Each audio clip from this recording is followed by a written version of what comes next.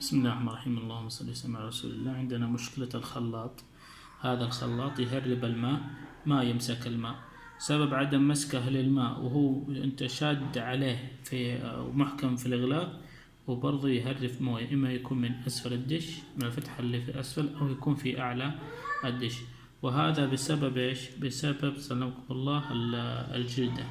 بسبب الجلدة، هذه الجلدة تلاحظونها، والمشكلة إنها ما تلقاها في محلات السباكة، فتضطر إنك إما تلقى دش مستعمل يبيعك المحبس كامل.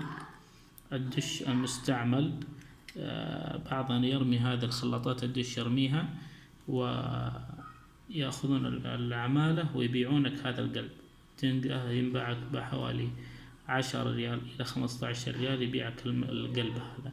والمشكلة كلها بس في الجلدة هذه الجلدة هي اللي تخليه يهرب الماء ولا يمسك.